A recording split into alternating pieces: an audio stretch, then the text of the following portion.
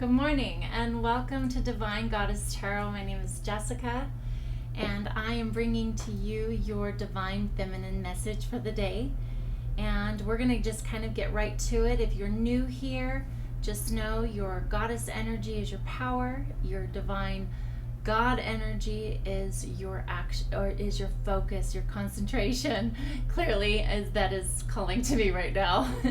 And I'm here to assist you in tapping into those two energies to shine some light on your path and perhaps your answers. So, whatever, of course, doesn't resonate with you, just put up on the shelf for another day and take the gems that will be here today. So let's see what goddesses are with us and are going to be sharing their energy of what to either tap into or become more of. So we all have every goddess in us, and we want to be able to amplify those energies and their light. So let's see what are here for us today.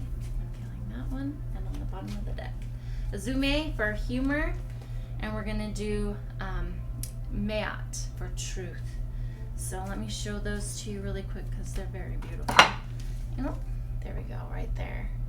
So lots of I'm seeing lower chakra energy there with those colors as well. So I'm going to just define these, get more of a story, see what resonates, what energies are coming in through tarot, and then I will read those at the very end. I'm also going to tap into this one, which I'd like for a little bit of a further, it's the Priestess of Light Oracle. So we're going to get a message from there as well. We'll do that right after.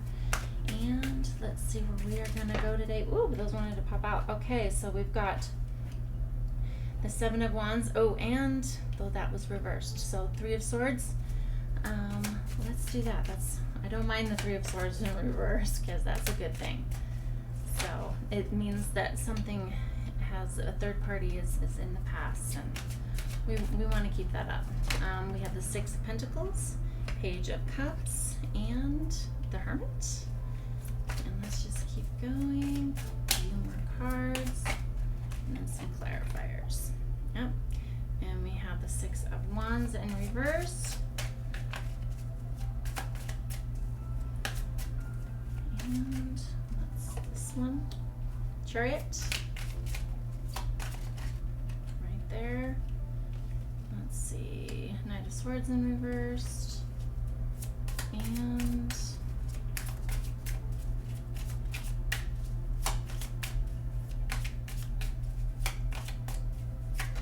right there. Wheel of Fortune. So that's beautiful. Alright, I want to clarify the Knight of Swords in reverse just a little bit, as well as the Wands. Right there, there, and there. Okay, so we've got Two of Wands, we've got the Queen of Pentacles, Queen of Swords, and Temperance. So definitely what has been holding us past, we've been liberated by it. What's been holding us back, and we've moved away from this Three of Swords energy. Humor and truth. So Azumi and Matt, they're goddesses that really are trying to inspire us to see the humor in life. And I know that when I take myself too seriously, it's just not any fun. And really, goddess energy is about all of those facets. The shadow is, and if humor is such an important role in life. And I know that she's been pulled up in other readings before. And when we can add humor into our life, we truly do heal. Laughter is such a healing tool for our world. I love comedy. I've said it before. Go into comedy. See the humor in life. Don't take yourself so seriously. When we do that, we truly are giving to others, because we're giving to ourselves first. We're giving the joy of laughter to heal, to move on, to this is a beautiful game of life. And of course, everything is an illusion, right? And so when we don't take it so seriously, it doesn't feel so weighted down and heavy. And so that's something that I love the Queen of Pentacles as well as the Queen of Swords. She's been showing up a lot, and that is really having that compassion. Pentacles is having that knowing, being grounded to earth. When you look at nature and animals, and that's kind of the beauty of all the cameras in the world, is that we've gotten to see animals behave in conscious ways that generations not too long ago, when I was a child, we didn't know children or animals rather, yeah, little animals, were so funny, and nature is funny. Divinity is, there's humor. There's so much joy in just watching something and then having a foible that happens, and it's beautiful. And so if we learn to take that tool and look at our life and see like how absolutely silly that I have been in my life, and it makes it not feel so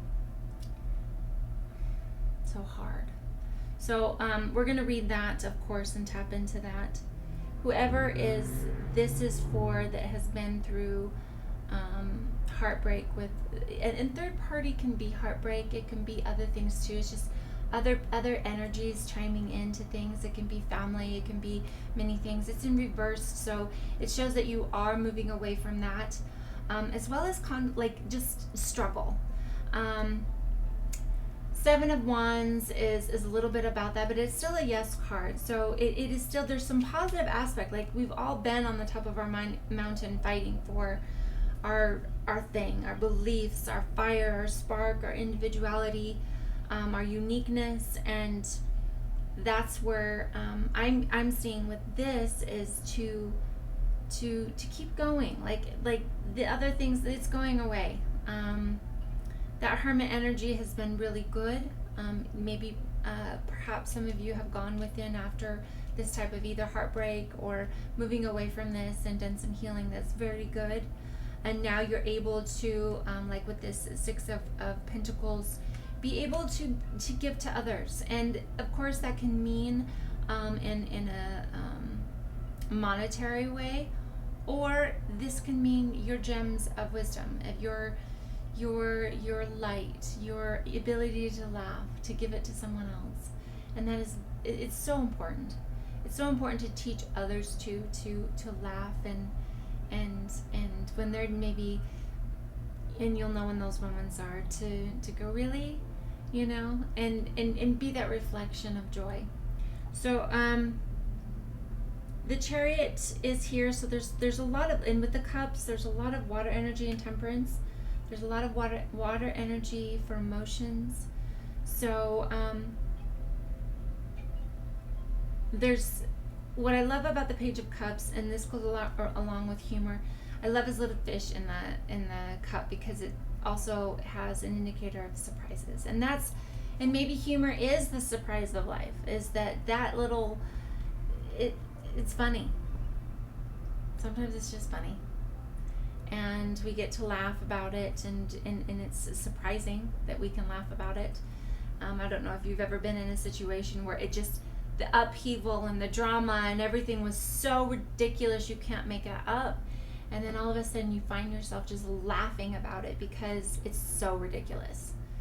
And so keep going with that, stay in that humor, but know your truth too. Where she comes in is to be your truth, your authenticity, and that can go along with that humor. It is that authentic way of being, and sometimes our truth is just hilarious when it's so us. So keep going with that, keeping that ripple effect. Give to others, give that laughter to others. That's what I'm hearing this reading saying.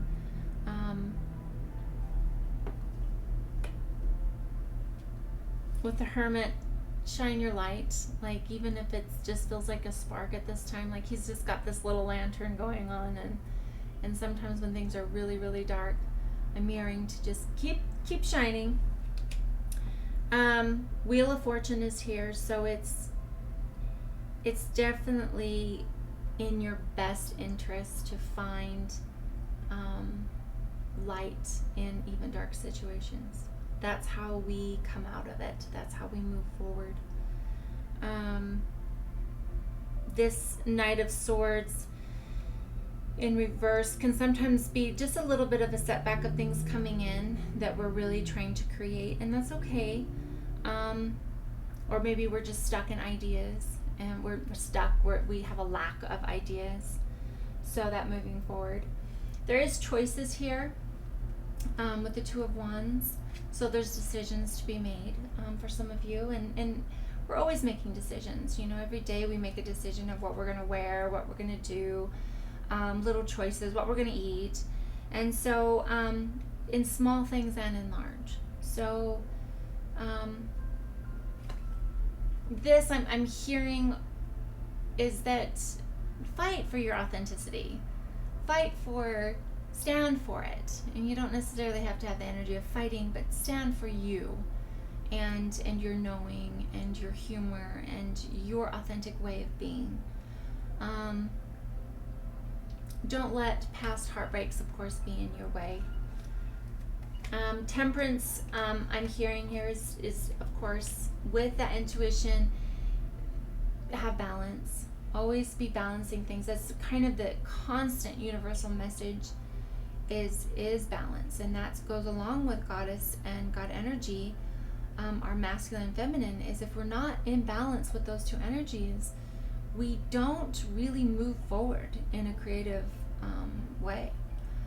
It can be very destructive because it's imbalance in being able to be grounded and an imbalance of knowing where to go or actually taking action to doing it. So getting the mind in sync with the heart is extremely important. That's that balance. And the Queen of Swords embodies balance of mind. And she does it in such a loving, compassionate way. Sometimes we can, if we're really in our heads, we can be very sharp-tongued. We can use our way of being in a very sharp way, and that's out of alignment truly with that Queen energy, because the way she gets her message across is powerful, but it's also very loving and tactful. And that's something that, though we can be in our truth, we can do it in a way that doesn't have to be plowing over people to do it. We don't have to. It's one of my favorite books is 9 Things Successful People Must Do. 9 Things to Do for Successful People in Love and Life, by Dr. Henry Cloud. And I love that book because he says, be firm on the subject, but soft on the person, so that we don't harm relationships. We can stand in our boundaries and in our truth and in our authenticity in a very powerful way without shoving it. And that is something that I know a lot of, for me, myself, and my journey, is that when I found my truth, then I wanted to give it. When I found the ability to give boundaries, then I was shoving them. And it's like, I can just stand in my truth. I can stand in my boundaries. I don't have to shove them on anyone. I can just be. And so can you. And that is true power. Power to be able to do that and say, no, thank you. This is what I stand for. So tap into that balance. Because of course we can't have love without boundaries. We really can't love our anyone else until we stand in our own love and truth and our own authenticity. I'm hearing that you're doing great. I'm hearing that it takes time, but when we master our world in the abundance of of love and life is first has to come from here. Has to come from myself before I can give to others. Before I have an offering of any type of cups, I've got to fill my own. So I inspire you to do the same. All right, let's look at, I'm going to pick one of these before we read, that one. Building your world. Oh, that couldn't be any more perfect, right? Okay, let's go to the guidebook and read Azumi for humor. So all the while standing in your authenticity, make sure to find your laughter in this world. Okay. When the Japanese goddess of laughter and myrrh, Azumi enters your day, be playful and cultivate good-natured humor. Laughter is the best medicine and is exceptionally healing at this time. Keep your focus on fun and positivity and see the humor if you can. Life is not meant to be all work and no play, all focus and no release. Humor fosters resilience and lightheartedness. It alleviates emotional pain, giving a much-needed break from the burdens and speed of life. Now is the time for you to be silly, laugh more, and even take up laughing yoga. Yes, the world is serious, and your dreams and desires are too. But the joyful goddess Azumi reminds you to enjoy your life and have fun. So the alignment message is, have you been taking yourself and your life too seriously lately? Has life become a burden? Do you feel indentured to a project, a person, or the heaviness of it all? It makes it so difficult to believe there could be relief. Well, the laughing goddess Azumi has arrived to let you know to stop right now and be playful. Look for funny, ridiculous, and foolishness in the world. It's time for some comedy. Be like a child today. Finger paint, call your funniest friends, and do laughing yoga. Have a giggle fest. The goddess Azumi reminds you when you get too serious, she will help you laugh. This is the right way to balance all the hard work you've been doing lately. You are so loved. So, again, keep going. Laugh, stop and play, even if it's for 5 minutes. Go watch something of comedy. I know it's something that is, like I've said, very much in my life. And since I added it to my life, it really did change a lot of things. So, okay. Mayat, empowerment message of truth. There is great power in telling the truth and allowing it to lead you to higher ground. It's only when we refuse to see the reality of the situation that we lose our power to co-create for the highest good. The Egyptian goddess Mayat comes to remind you that if you are willing to do a fearless self-inventory and live authenticity with rigorous honesty, it will lead you to great success in all areas of your life. Be completely transparent with others. Although it might at first feel too vulnerable, it's exactly what you need to do now. When you do this, you will be flooded with the power to claim and experience a new freedom and new happiness that will pour over your life like a wild, sweet honey. Your life is exactly where it needs to be. This is a wonderful time of empowered choice making. You are doing all the right things if you follow the invitation of Mayat to live fearlessly in truth as the arbitrator of balance and divine order. She reminds you of the great value of this way of being. And I always love the amazing Ram Dass, that his guru always said, be truth and love. Love everybody and tell the truth. And this reminds me of that message, always to stand in your truth, be truthful, and love everyone. So, okay, the alignment message, the law of karma states that everything comes into balance sooner or later. So trust that the greater story of your life, all wrongs will get righted. The goddess Mayat appears with her scales of justice and feather of truth to remind you that you are seeing only one moment in time. The balance of events tips both ways until it comes into coherence with the harmony of the universe. Regardless of this natural rebalancing, it is time to speak up if you see injustice in the world. Mayat sees an order for you to be truly free. Everyone must be free. She offers you the alignment task of considering where you may have hurt someone else and how your unconscious projection of how the world should be may have set you up for a transgression even if you were innocent.